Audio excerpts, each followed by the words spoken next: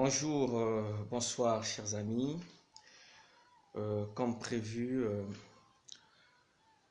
nous allons faire ce direct pour discuter notamment du Covid-19.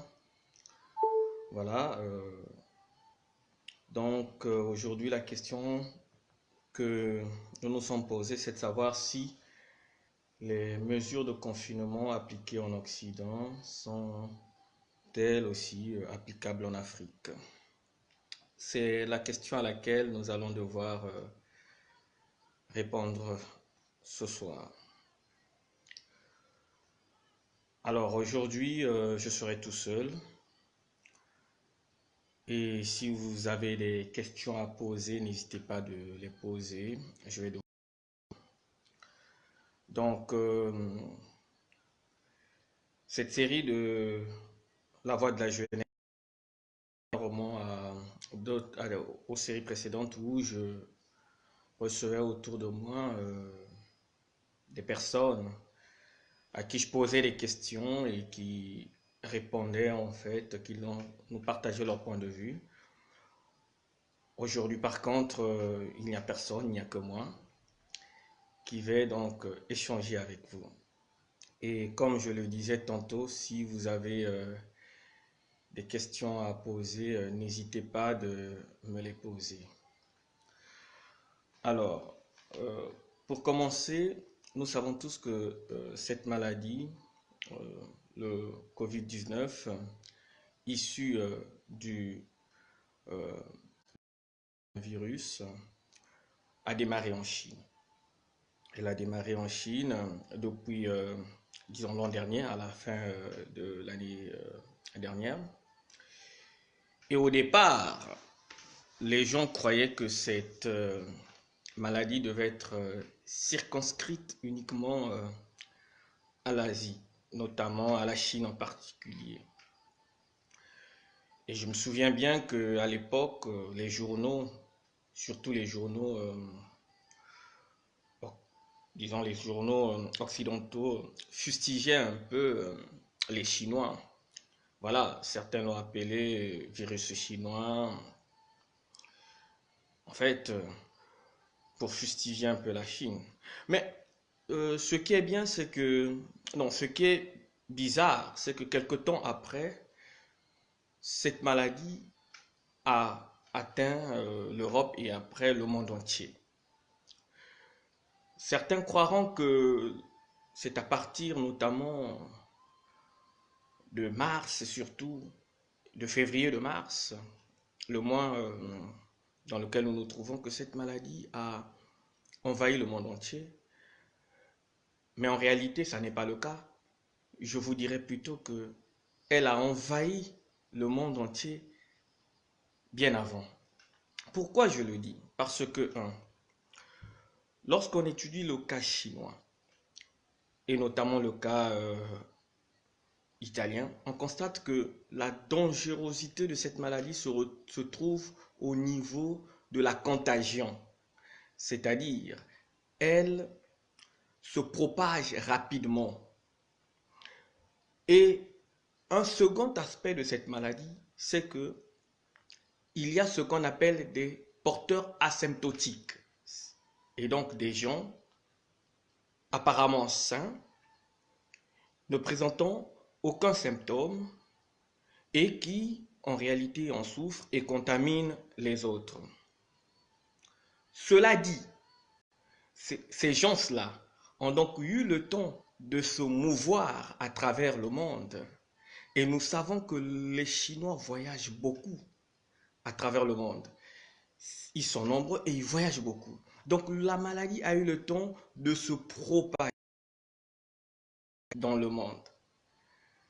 Et donc ce que nous vivons aujourd'hui n'est qu'une manifestation d'une maladie qui en réalité a déjà atteint les frontières de plusieurs pays, mais bien avant.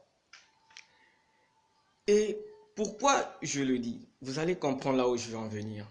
Ce que je voudrais dire, c'est vous faire comprendre que, en réalité, avant que les pouvoirs publics, que ce soit ici en Italie, que ça soit en Corée, que ça soit en France, que ça soit maintenant chez nous en Afrique, notamment au Congo, ne puisse annoncer de façon officielle l'arrivée de la maladie chez nous, la maladie était déjà là. C'est ça, c'est de ça qu'il s'agit. Pourquoi je vous le dis? Parce que c'est une maladie qui a un mode de contagion très rapide. Et aussi une période d'incubation qui dure autour de 14 jours. Donc vous constatez que en 14 jours, on est en forme, on peut faire beaucoup de choses. Et vous allez même remarquer que le premier cas déclaré au Congo a été déclaré en plus ou moins près de mi-mars, quelque chose de ce genre, mais était rentré au Congo en début du mois, le 1er mars. Vous constatez donc, il a eu le temps d'être en contact avec des gens avant de sentir les symptômes et de contacter les pouvoirs publics. Alors, si je suis ce raisonnement, c'est pour vous faire comprendre que il y a sûrement des gens qui ont été au contact de cette maladie avant que les pouvoirs publics dans nos pays respectifs réagissent. Voilà, avant qu'ils réagissent. Et ces gens-là, sûrement, sont allés dans les hôpitaux pour certains et ont peut-être eu à guérir de cette maladie. Pourquoi? Parce que j'ai eu les témoignages des personnes qui aujourd'hui, avec l'actualité, se rendent compte que les symptômes qu'ils présentaient, ce que dans nos pays on ne parlait pas encore de coronavirus, que ces symptômes-là étaient des symptômes de coronavirus, notamment les maux de tête, les courbatures, une toux sèche, problème de respiration pour certains. Et c'est ce qui m'a conduit à conclure que oui, la maladie avait déjà atteint nos frontières. Alors, si la maladie a atteint nos frontières, pourquoi alors cultiver la piscose? Parce que dès le départ de cette maladie, notamment en Italie et aussi en Afrique, je suis passé dans les aussi sur les réseaux sociaux, j'ai eu à publier quelque chose. Je disais que je conseille les gens d'éviter la piscose qui risquerait de faire plus mal que la maladie elle-même. Je salue en passant Jacques Mounombo et aussi Parfait les PB. Salut à vous les gars. Alors, donc, je disais tantôt que je fustigeais la piscose. Je fustigeais la piscose pourquoi? Parce que je pense que la piscose risquerait de faire plus mal que la maladie elle-même. Et effectivement, on a constaté que dans certains cas, notamment, il y a une nouvelle qui nous est arrivée de la RDC, où il y aurait une femme qui a perdu ses enfants pour une purge préventive contre la maladie. C'est le fruit d'une certaine piscose. Bonjour à Enzo Banzuzingika, le grand photographe ici à Rome. Merci en tout cas, frère. Alors, donc je disais tantôt que cette piscose-là risquerait de faire plus mal que la maladie elle-même. Mais pourquoi la piscose? Parce que la piscose est la conséquence de la méconnaissance, d'une part, du fonctionnement réel de la maladie, de comment elle fonctionne. C'est l'ignorance qui entoure en fait cette maladie. C'est aussi le résultat de la propagande des nouvelles qui se propagent à une vitesse exponentielle, souvent des nouvelles, des fausses nouvelles. C'est le résultat de, des nouvelles qu'on nous bombarde aussi à la télévision, ce qui fait que les gens prennent peur. Et cette peur-là est plus dangereuse que la maladie elle-même. Voilà pourquoi il est important que nous puissions comprendre que plutôt que d'avoir peur, on devrait ne pas avoir peur. On devrait plutôt chercher à apprendre, à s'informer sur la maladie. Alors, je vais vous dire une chose. En réalité, on nous parle plus des morts. Effectivement, dans le cas de l'Italie, le pays où je me trouve, il y a beaucoup de morts. Il y a eu un jour où on a frôlé 1000 morts. Mais on oublie de parler des cas qui guérissent. Donc, il y a aussi beaucoup de guérisons. Et quand on fait le ratio entre le nombre de morts et de ceux qui guérissent, il y a plus de gens qui guérissent. Il y a plus de gens qui guérissent de cette maladie-là que ceux qui meurent. En réalité, la maladie est là, elle existe, elle est réelle. Mais il faut comprendre que nous ne devrions pas avoir peur. Parce que c'est cette peur-là qui nous pousse à croire aux charlatans qui vont nous vendre des recettes magiques, miracles, qui en réalité ne le sont pas, et qui, au bout du compte, nous provoquent plus de problèmes plutôt que de nous apporter de la solution. Bonjour Obélia, merci. Et donc, il est important de garder son calme parce que d'un côté, il y a des organismes, notamment comme l'OMS, qui sont en train de travailler d'arrache-pied, et il y a aussi les gouvernements qui sont en train de travailler d'arrache-pied pour trouver des solutions. Mais entre-temps, qu'est-ce que nous devrions faire? Nous devrions maintenir notre calme, comprendre le fonctionnement de la maladie. Maintenant, une fois qu'on a compris le fonctionnement de la maladie, notamment par rapport à l'expérience chinoise et à l'expérience italienne, notamment à l'expérience française, où l'on comprend que la dangerosité de la maladie repose surtout dans son mode de contamination rapide, on doit maintenant appliquer les mesures des barrières. Mais quelles sont ces mesures de barrières? Les mesures de barrières sont ces mesures qui ont été préconisées en amont par l'OMS, notamment se laver régulièrement les mains, notamment maintenir une distance minimum d'1 mètre, notamment éviter les endroits où il y a beaucoup de monde, notamment tousser ou éternuer dans son coude, voilà, notamment se couvrir le nez à travers un masque. Voilà là certaines mesures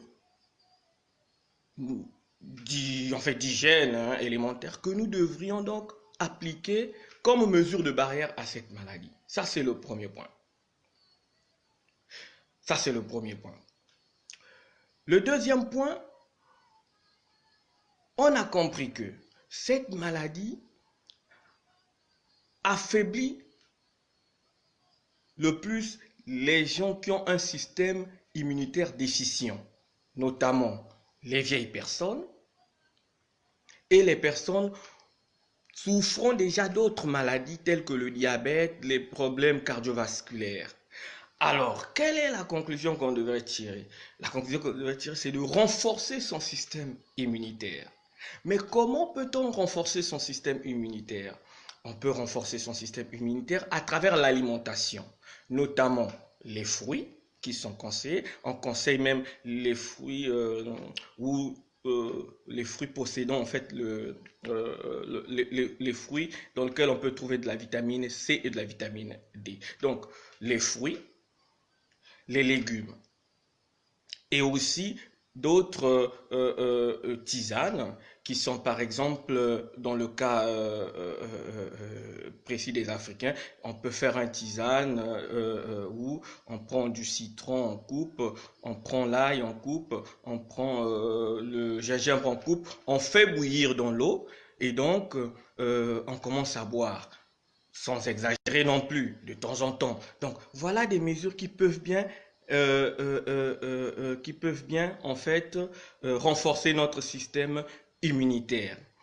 Je lis euh, Ruth qui nous... Bonsoir, merci d'être là. Alors, Ruth Kiyundu nous dit ceci. C'est possible, mais ces symptômes sont les mêmes de la grippe saisonnière. Malheureusement, nous navions dans l'incertitude. Nous naviguons peut-être, voilà, dans l'incertitude. Je suis d'accord que les pouvoirs publics doivent commencer par sensibiliser la population à la lumière de l'expérience chinoise, italienne et coréenne. Nous n'avons pas les moyens d'affronter la maladie Covid, mais pouvons contrôler la transmission grâce aux mesures barrières que tu as suscitées. Merci en tout cas, Ruth Kiyundu, pour ta contribution au débat.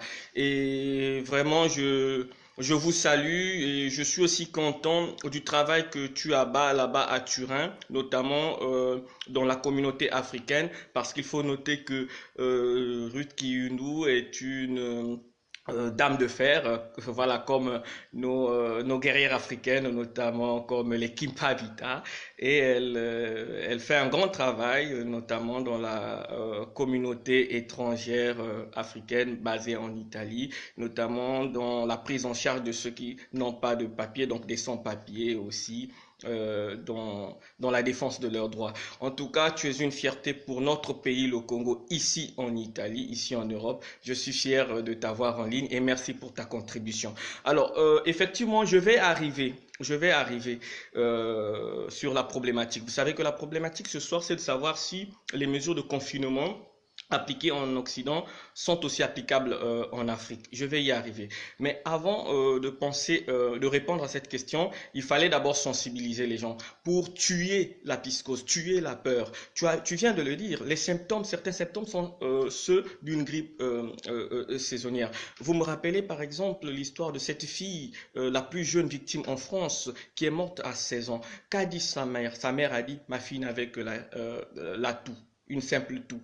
Donc, vous comprenez que chez certains, il y a plusieurs signes qui apparaissent, chez d'autres, il y a quelques signes simples qui apparaissent. Et à la fin, bon, quand on dépiste, quand il y a le dépistage, quand on fait le tampon, après, on se rend compte que plutôt que d'une grippe simple, c'est plutôt le Covid-19. Voilà pourquoi je dis que le Covid-19 a eu le temps de se diffuser depuis longtemps. Parce que les Chinois sont de grands voyageurs à travers le monde.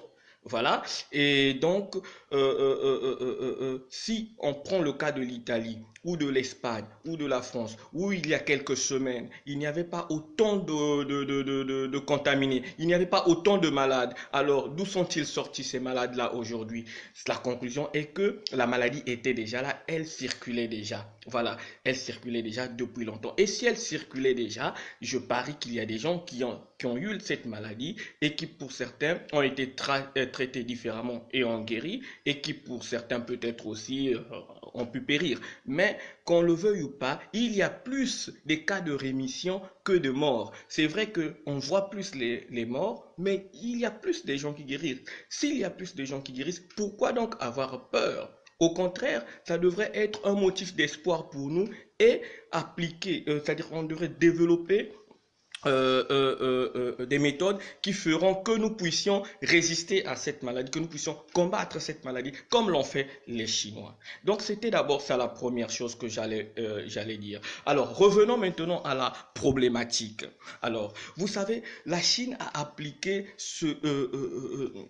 des méthodes drastiques pour endiguer cette maladie. Il faut comprendre que cette maladie est partie de chez eux, de Wuhan.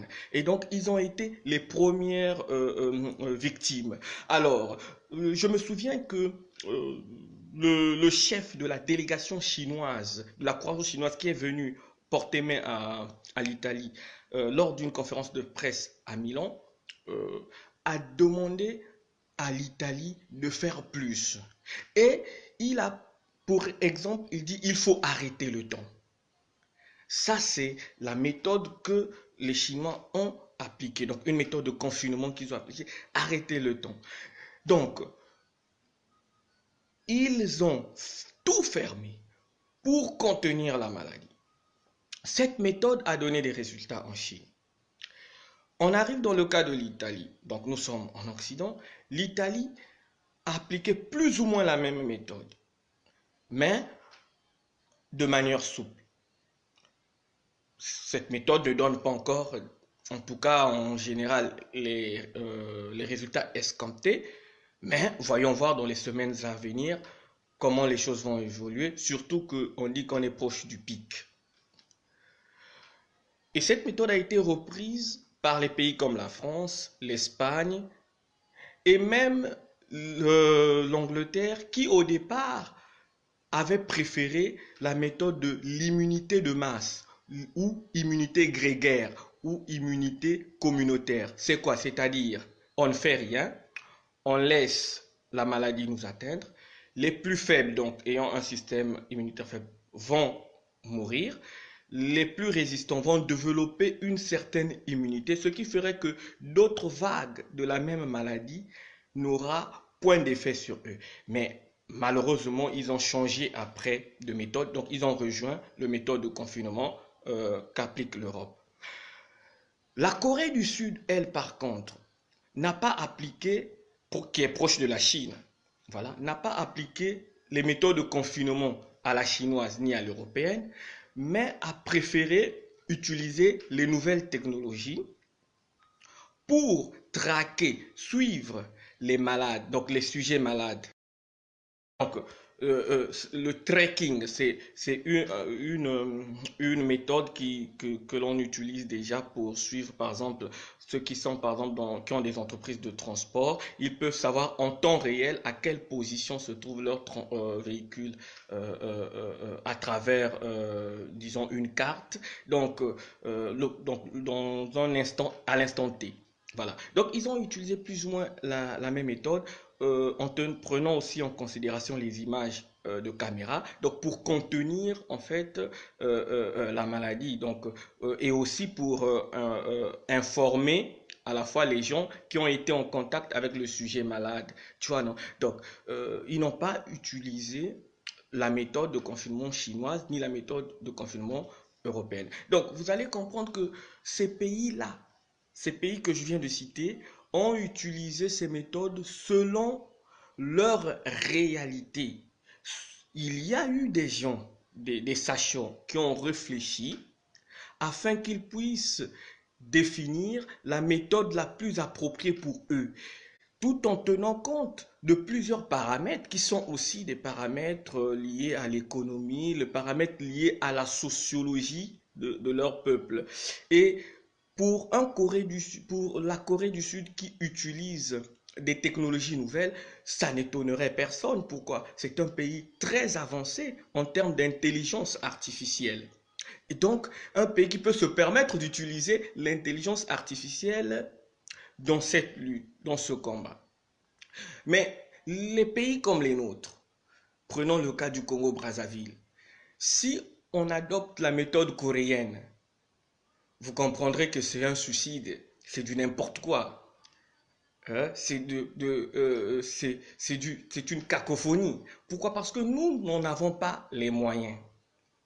Voilà pourquoi il est étonnant de constater, donc j'arrive maintenant sur le point qui nous a réunis ce soir.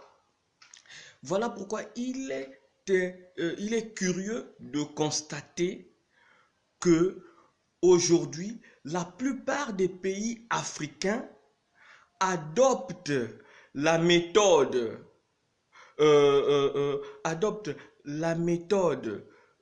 européenne, donc de confinement, alors que cette méthode n'est peut-être pas adaptée à nos réalités africaines.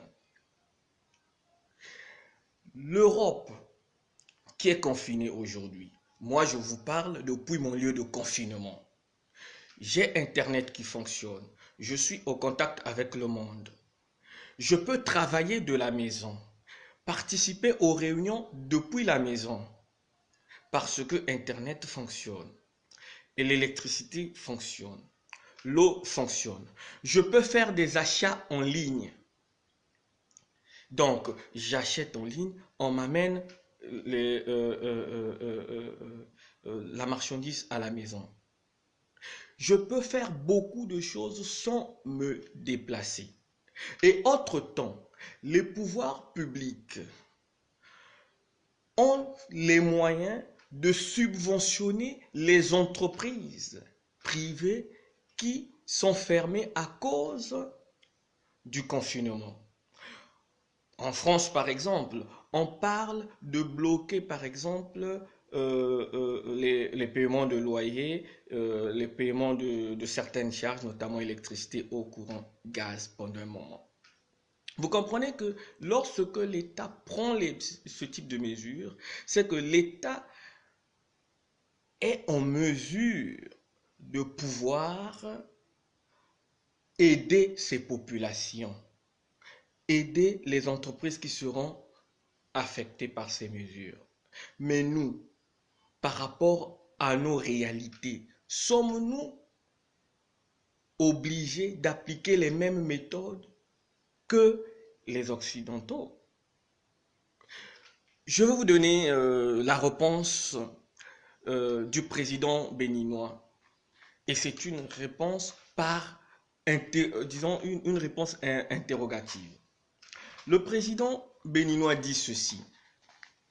Comment peut-on donc, dans un contexte où la plupart de nos concitoyens donnent la popote avec des revenus de la veille, décréter sans préavis un confinement général de longue durée? Mais le président béninois, qui est un des pays en Afrique qui essaie quand même de mieux gérer cette crise sanitaire, a tout à fait raison. Vous savez que la plupart des gens chez nous obtiennent, c'est-à-dire font ce qu'on appelle au Congo, par exemple, COP, les COP. Donc, c'est-à-dire qu'ils puisent leurs ressources par une activité, c'est-à-dire par des activités par des activités, on va dire, par de brouillardise, et ramènent chez eux de l'argent qui sert après, au jour d'après. Des gens comme ça, si vous appliquez les mesures de confinement à l'occidental, comment vont-ils s'en sortir? Donc, dans notre cas de figure, on aurait dû associer des sociologues, des anthropologues et autres scientifiques pour apporter une réponse adaptée à nos réalités, à notre réalité, et non embrasser ce que les autres font. Ça devient du copier-coller parce que la réalité française, la réalité italienne, la réalité chinoise, la réalité coréenne n'est pas la réalité congolaise, n'est pas la réalité béninoise, n'est pas la réalité rwandaise, n'est pas la réalité RD congolaise. Et donc, c'est là où on comprend que certains de nos dirigeants ont été pris, je ne sais pas, de cours ou encore n'ont pas évalué exactement en fait la mesure de la situation et même la mesure des décisions qu'ils sont en train de prendre. Malheureusement, malheureusement. Alors, dans le cas du Congo, par exemple, le président a décrété, voilà, a instauré, voilà, l'état d'urgence sanitaire. C'est une bonne chose qu'on ait déclaré un état d'urgence sanitaire. Mais les mesures qui ont été prises, sont-ils de bonnes mesures? Point d'interrogation. Je vais prendre le cas d'une...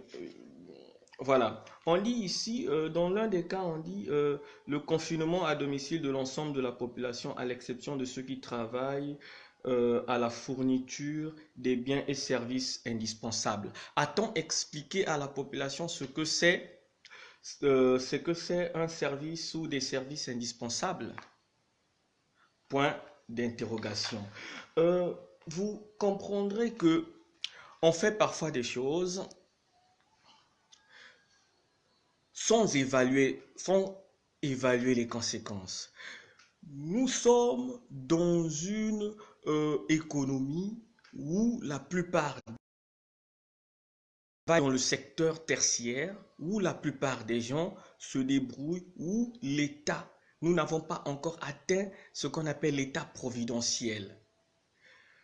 Mais comment appliquer à la lettre des mesures de guerre que la France a appliquées, que l'Italie a appliquées dans ce cas de figure? Et la pauvre maman qui doit vendre au marché pour nourrir ses enfants, comment va-t-elle faire pour résister pendant ce temps-là? L'État sera-t-elle en mesure de subventionner ces mamans-là? Surtout que nombre de ces activités ne sont pas des activités répertoriées. Donc, c'est-à-dire on ne peut pas les suivre d'une certaine manière. Beaucoup d'activités économiques chez nous sont des activités non répertoriées. Aujourd'hui, les enfants congolais, contrairement à leurs amis en Occident qui peuvent suivre les cours en ligne, les enfants congolais doivent le faire à la télé. Pourquoi? Parce que déjà on sait que Internet n'est pas aussi développé chez nous. Déjà, le débit est très faible.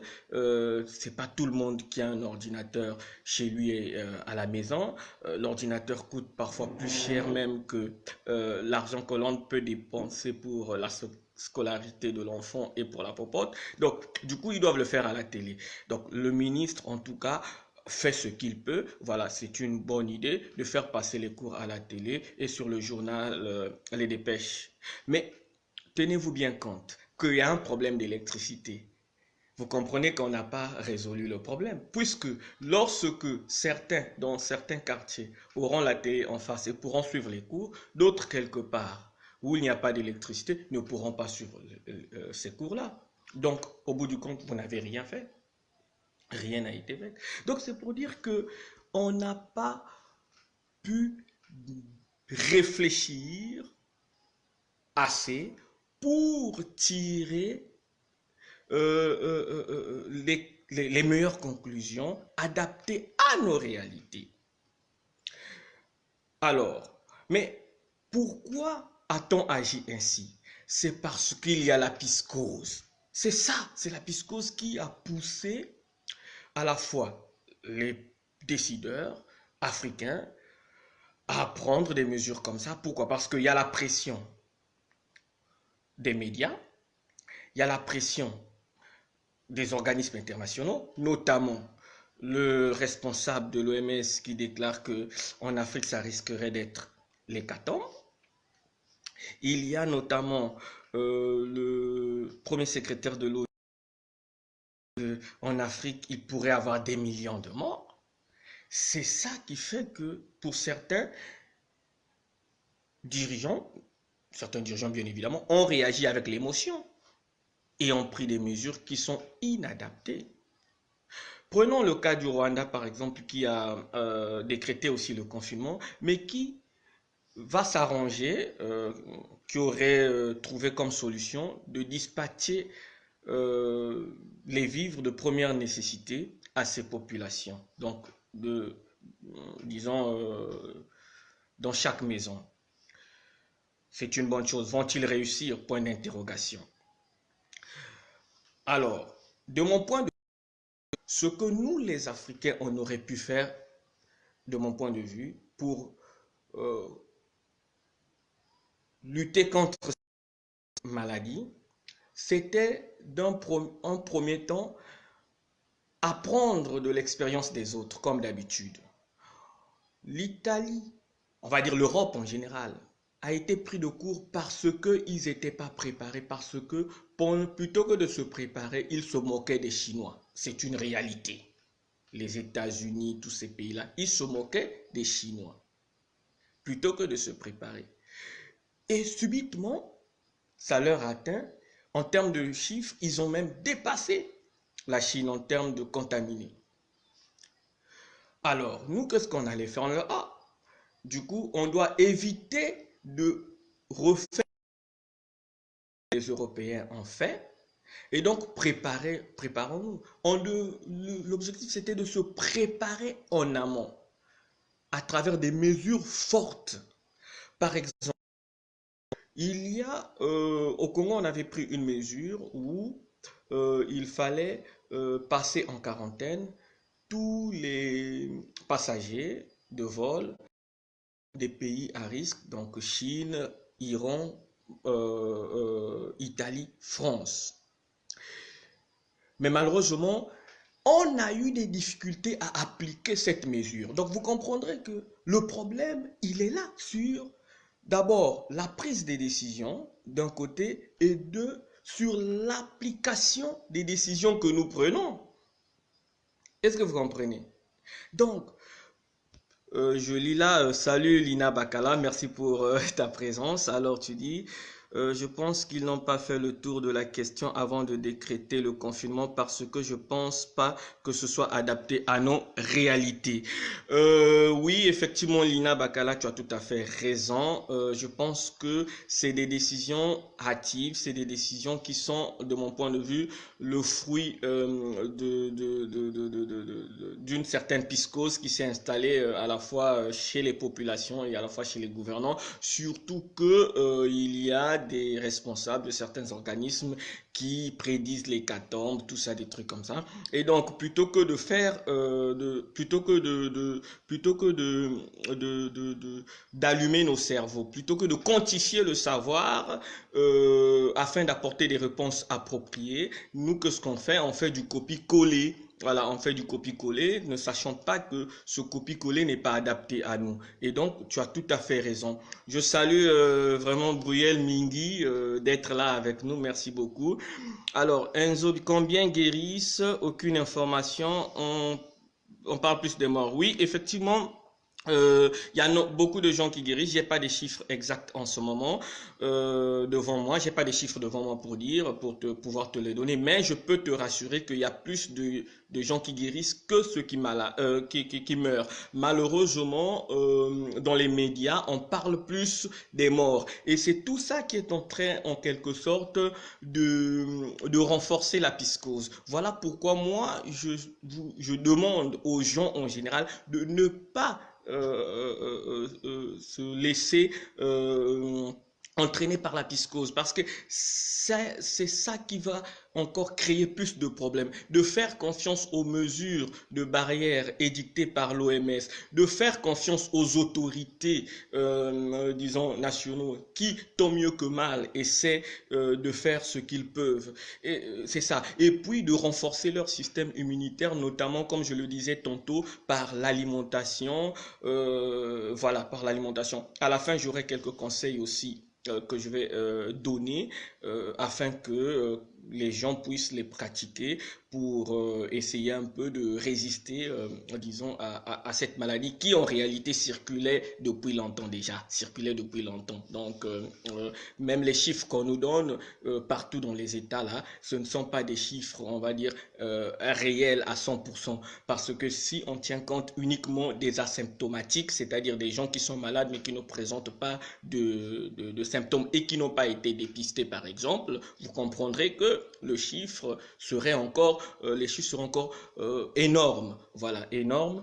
Et tenez-vous bien aussi compte qu'il y a des gens qui guérissent de cette maladie à travers plusieurs méthodes, notamment, je vais vous dire, la Chine a expérimenté par exemple les antipaludiques, donc la chloroquine. Ils ont aussi expérimenté les antirétroviraux pour le sida et ils ont expérimenté le plasma sanguin, c'est-à-dire on prélevait le sang de gens qui étaient guéris de cette maladie, on prélevait le plasma et quelques anticorps, on l'utilisait auprès d'autres malades. Et donc ces trois méthodes on guérit, on fait des résultats en Chine. Et aujourd'hui, on constate qu'en Chine, la maladie ne fait que régresser. Mais il y a une quatrième méthode que je vais vous dire. Une méthode qui ferait plaisir aux Africains. C'est que la Chine a même fait appel à la médecine traditionnelle. Ça, on n'en parle pas. Hein?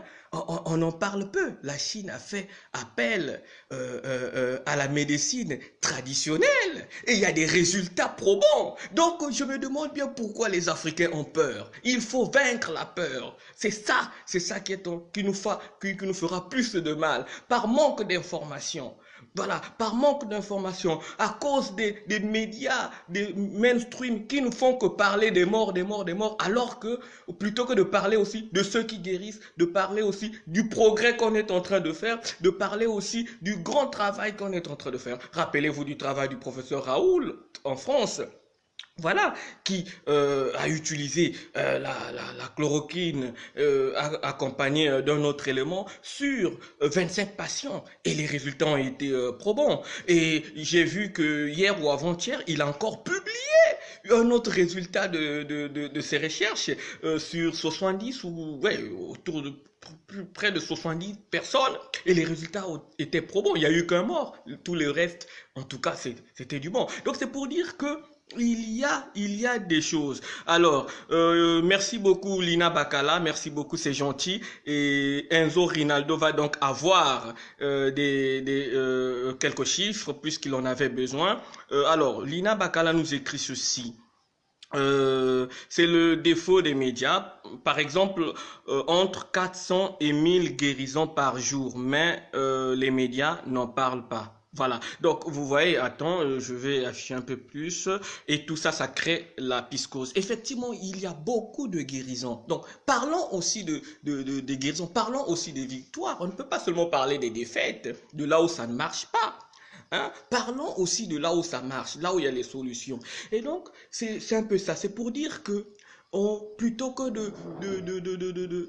Attends, Ruth dit quoi? Ce que suggérait l'épidémiologiste, voyons, Docteur Mpele, informer les enfants avant de fermer les classes, car non seulement ce sera une année perdue, mais surtout instruire un enfant, c'est instruire une famille, c'est vrai. Ces mesures de confinement ont été prises, à mon avis, pour s'aligner sur les décisions internationales. Je suis tout à fait d'accord. Pour ensuite tendre la main aux aides monétaires, après pour avoir tué voilà, pour nous avoir tué de famine. Les politiques doivent être lampe du peuple. En tout cas, il a tout à fait raison, ce docteur-là. Il a tout à fait raison. On lit Obé qui dit, c'est vrai, moi je prends le citron, l'ail et le miel à titre préventif. Bravo, bravo Obé. Alors, j'en profite aussi pour informer les autres. Je l'ai dit en amont. Effectivement, il faut renforcer le système immunitaire et on peut renforcer son système immunitaire en prenant des fruits, notamment des fruits où il y a la vitamine C, la vitamine D. Je vais vous expliquer d'autres méthodes à la fin. Et aussi, comme le fait Obélia, qui prend du jus de citron mélangé avec de l'ail et du miel. Hein, à titre préventif, c'est bon. Voilà, c'est bon. Maintenant, ceux qui sont en Occident donc peuvent aussi prendre des thés. Il y a plusieurs types de thé. J'ai par exemple un type de thé que je prends qui est composé de curcuma, de gingembre, du thé vert et puis il y a 4 éléments, curcuma, gingembre, thé vert et puis le quatrième élément m'échappe, voilà. Et c'est des trucs comme ça, voilà, à titre préventif, c'est bon. Ok. Et donc c'est un peu ça, c'est un peu ça. C'est pour dire que nous, c'est la piscose. On doit tuer cette piscose-là. On doit arrêter avec cette piscose-là. On peut guérir de cette maladie-là. Ce n'est pas la fin du monde comme on le croirait. Non, non, ce n'est pas la fin du monde. Et même dans la réflexion de docteur Mpele, donc une réflexion partagée par Ruth, je trouve que, mais il y a aussi même en réalité peut-être une pilule qu'on ne sait pas encore qu'on nous fera avaler plus tard. Peut-être la pilule des vaccins, parce que si voilà, avec la psychose, on vous fait comprendre que voilà, vous pourriez avoir des millions de morts, comme on nous prédit des millions de morts en Afrique. Voilà, curieusement, hein, le continent où il y a moins d'atteints en ce moment et moins de morts en ce moment. Bon, c'est vrai que notre système sanitaire n'est pas comparable à celui des pays occidentaux, mais on nous promet des milliers de morts, tout ça. Tout ça, ça joue sur la psychose. Et demain, qu'est-ce qu'on va pas nous proposer comme recette magique pour vouloir nous sauver? Entre guillemets. C'est peut-être des vaccins que nos États seront obligés encore à aller s'endetter pour pouvoir voilà, aider la population, alors que nous devrions mettre l'accent sur des mesures préventives, sachant que déjà notre système sanitaire ne fonctionne pas. Je vais vous donner un exemple. En Italie, par exemple, et en France aussi, voilà, et en Espagne, voilà les trois pays, ils sont débordés. Débordés pourquoi? Parce que dans les soins intensifs, on n'arrive pas c'est-à-dire à prendre en charge les gens qui arrivent parce qu'il y a trop de monde. Alors, donc, on sait qu'en soins intensifs arrivent ceux-là qui ont déjà vraiment, qui sont en phase très avancée de la maladie et donc qui ont des problèmes de respiration. Voilà, des gens qui ont des problèmes de respiration, de ça, qui sont obligés d'utiliser, par exemple, des respirateurs voilà, artificielle. Mais nous, chez nous, on a des problèmes avec ce type de choses. Donc, avoir des respirateurs artificiels, on sait que nous, on n'en a pas. Voilà, on peut en avoir, mais on n'en a pas des milliers aussi. Voilà. Et en dehors de cela, on peut avoir ces trucs, mais on a aussi un problème d'électricité. Voilà. Donc, tu peux être sous respirateur artificiel, l'électricité part, tu meurs. Et c'est normal, bon, que les gens puissent se plaindre. Mais sachant que notre système sanitaire pose problème, l'accent devrait être placé au niveau préventif, comme je le disais tantôt. C'est-à-dire sur les mesures de barrière pour empêcher, c'est-à-dire empêcher d'avoir beaucoup de cas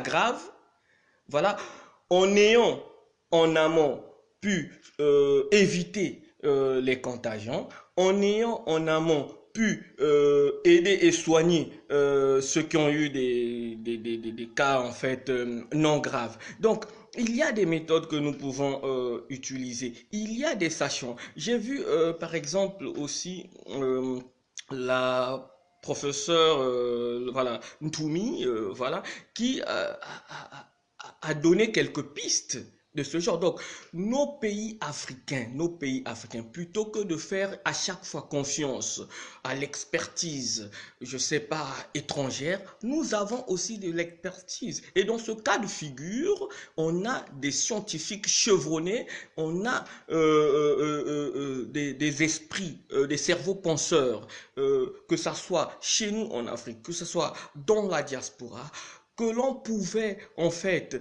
faire appel pour qu'ils apportent en fait des esquisses de réponse afin de prendre en considération à la fois nos réalités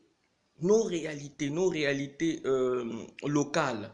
Voilà, prendre en considération notre système de santé défaillant, prendre en considération même aussi notre climat. Vous savez, il y a une chose qui m'étonne, c'est que on n'a pas d'une certaine manière pu, par exemple, étudier le comportement de ce virus dans notre climat. Voilà une problématique à laquelle on pouvait bien répondre. C'est aussi important comprendre le fonctionnement de ce virus dans notre milieu. Je salue Onewelo qui nous regarde depuis la France.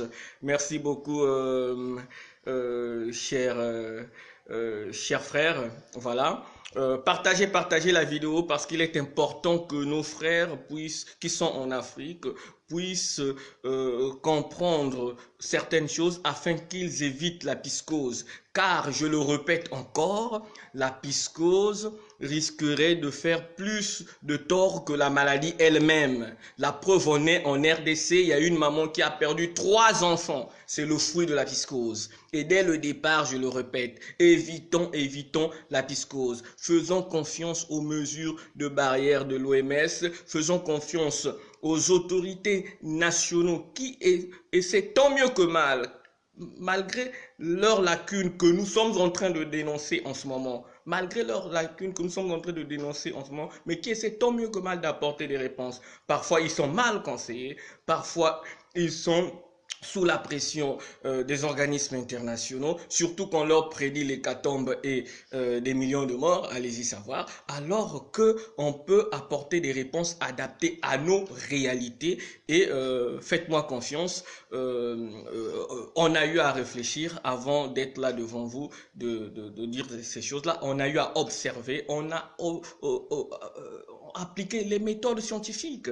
Voilà, de l'observation, de l'analyse et autres.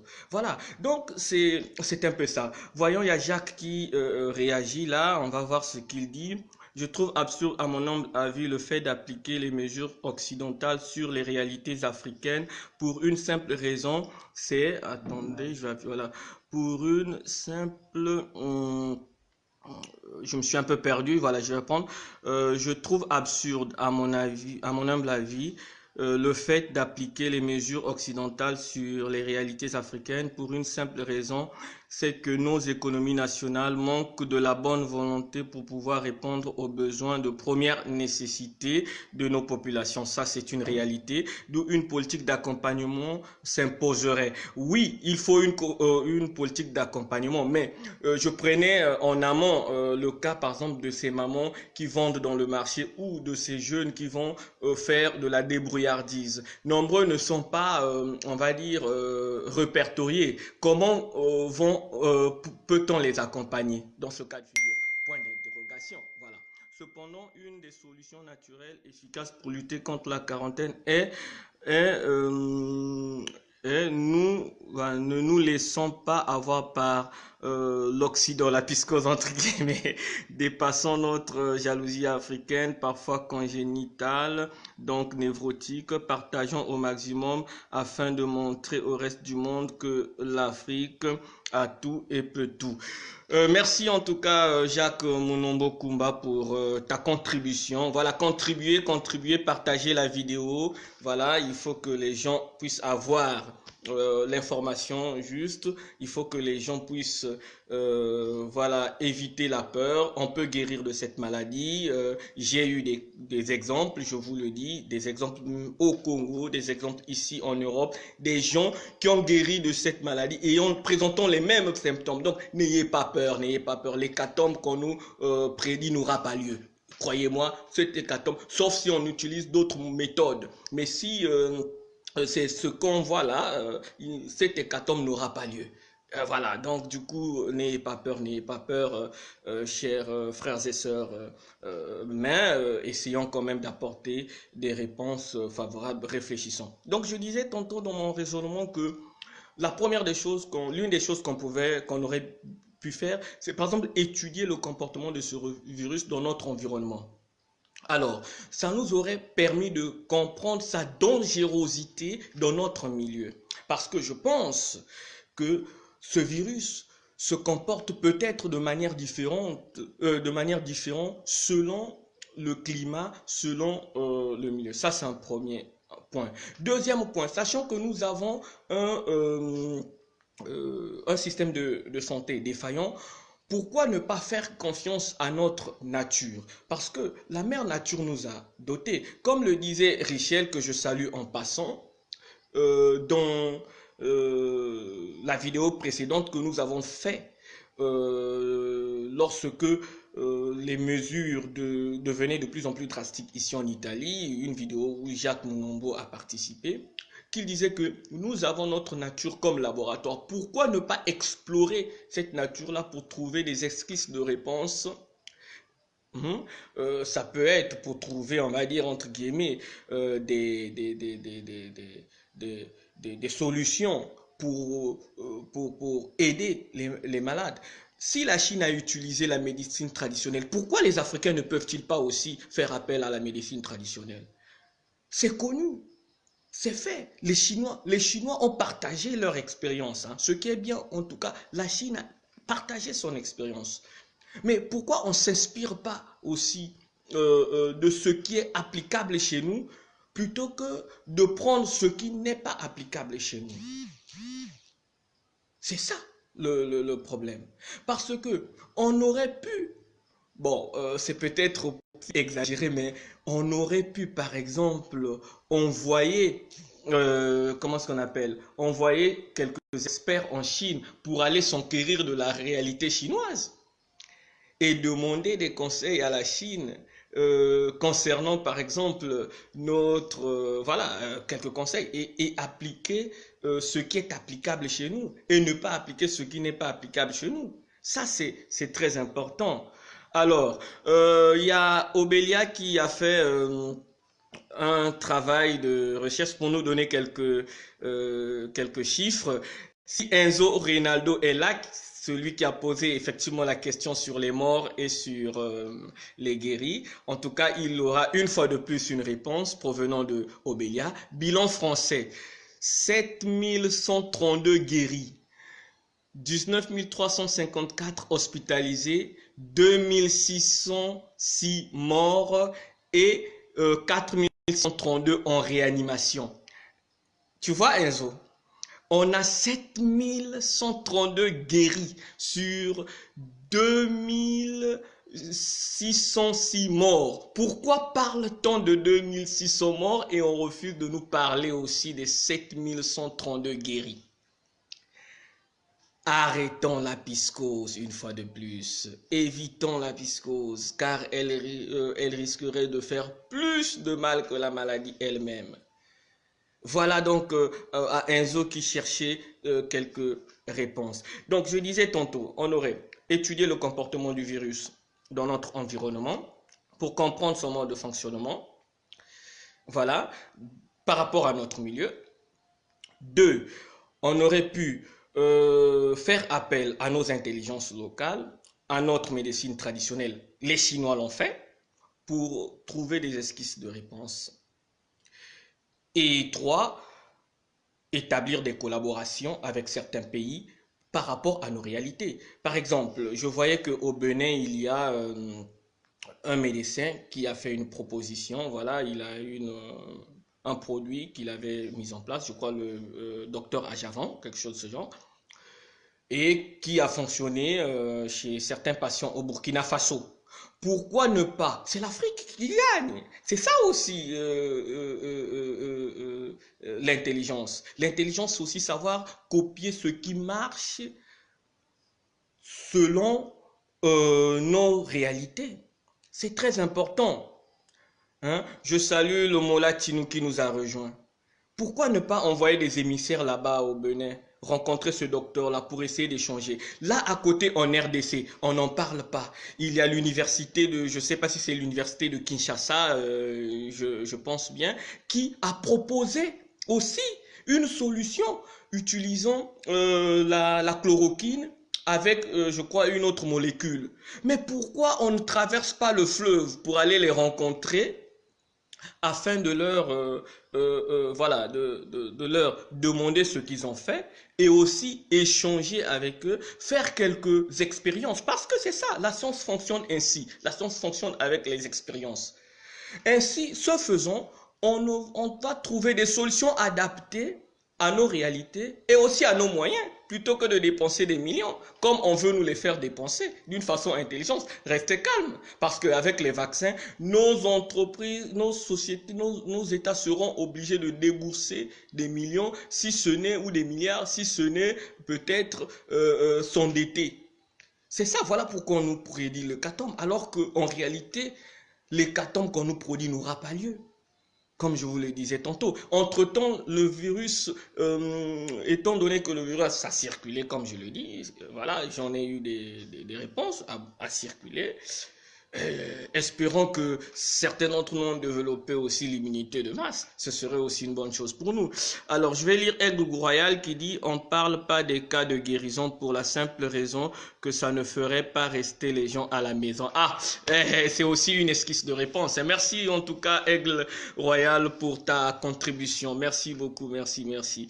Et, donc, voilà, c'est un peu ça ce que j'avais à vous dire. Effectivement, nous ne devrions pas avoir la piscose. Nos frères qui sont en Afrique, respecter les règles élémentaires d'hygiène, comme je le disais tantôt au début de cette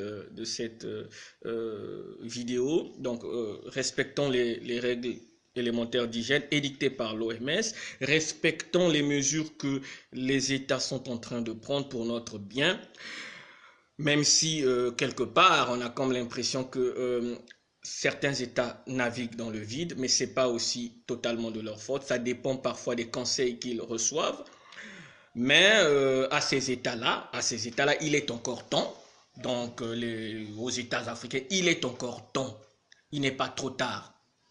Écoutez ce que je vous propose. Je vous propose ceci. Un collège d'experts où on prendra en compte les sociologues qui vont qui vont vous donner des esquisses de réponse sur le fonctionnement de nos sociétés, les anthropologues, les médecins, les biologistes et autres experts. Ce collège-là va étudier une réponse appropriée à nos réalités. Parce que le confinement à l'occidental ne peut pas marcher chez nous. Vous savez, c'est un problème de plus qu'on va créer dans nos conditions. La Corée du Sud, qui est proche de la Chine, n'a pas utilisé la méthode militaire chinoise. Le confinement drastique, comme eux-mêmes ils l'ont dit, arrêter le temps. La Corée n'a pas arrêté le temps. La Corée a utilisé ses moyens et ces moyens sont technologiques. Il a fait appel à l'intelligence artificielle et ça a marché en Corée. Nous n'ayons pas d'intelligence artificielle.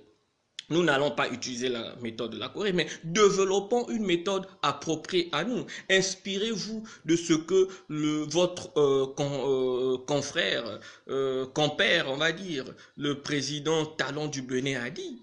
Il a tout à fait raison. Va-t-on appliquer un confinement prolongé alors qu'il y a certaines personnes qui ramènent l'argent, c'est-à-dire de la popote, le jour d'avant? C'est-à-dire, donc il va chercher, ils n'ont pas de salaire de chaque fin du mois. Mais attendez, où sommes-nous? C'est ça. Hein? C'est ça, c'est la piscose qui est le fruit de ce résultat, malheureusement. C'est la piscose qui est le fruit de ce résultat. Il y a des gens qui guérissent. J'ai eu des témoignages. Beaucoup de témoignages. Des gens, même en Afrique, qui ont présenté ces symptômes-là, qui sont allés même à l'hôpital. Pour certains, on les a dit que c'est le palu, mais c'est normal puisque c'est une maladie, c'est on va dire, une réalité nouvelle, une nouvelle réalité. Voilà, j'écrivais, je me souviens, il y a quelques cela, voilà. Du coup, et pour tuer la piscose, il faut sensibiliser. Je me souviens que j'écrivais il y a quelques jours de cela. Information, sensibilisation et divulgation auprès des populations permettront de combattre l'ignorance sur ce phénomène nouveau afin d'éviter la piscose qui risquerait d'être plus dangereuse que la maladie elle-même. Donc, les pouvoirs publics doivent mettre leur accent sur la sensibilisation. Hein? Et sensibiliser, il n'y a pas que la télé. Parce que pendant que moi, je réussis à suivre la télé parce que je suis à, je sais pas, à Mongali et qu'à Mongali, il y a l'électricité, celui qui est peut-être à Makabandibou, où il n'y a pas d'électricité, ne va pas suivre cette émission qui passe. Donc, il faut aller au plus près des populations pour sensibiliser, leur donner la bonne information. La bonne information, elle est très importante, la bonne information. C'est ce qui va nous permettre de contrer cette maladie selon notre réalité africaine. Et on a les moyens. On a les moyens.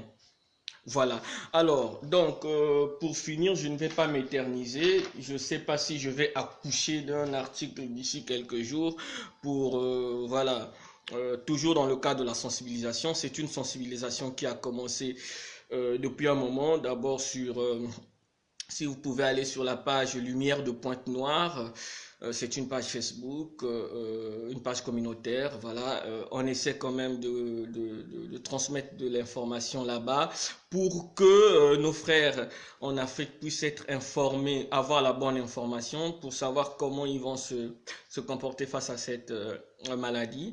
Ceux qui, par exemple, sont en contact avec moi via WhatsApp peuvent constater que sur les statuts, j'essaie de mettre quelques informations et aujourd'hui j'ai décidé de faire cette vidéo. Demain j'aurai peut-être d'autres vidéos à faire. Après-demain il y aura peut-être un article que je vais accoucher, toujours dans ce cadre-là.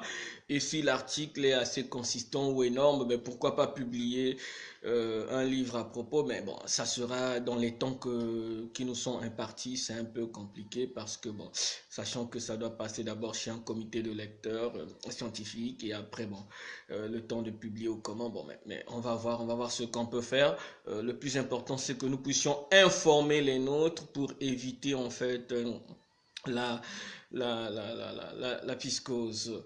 Ok, pour éviter la piscose qui nous ferait plus de mal, plus de mal, plus de mal, plus de mal, plus de mal. Voilà, plus de mal. Alors, pour dire quelques conseils, premièrement, chers frères, chères sœurs, respectons les règles d'hygiène édictées par l'OMS, c'est-à-dire le lavage de mains fréquent avec du savon, quand il y a l'eau, hein, voilà.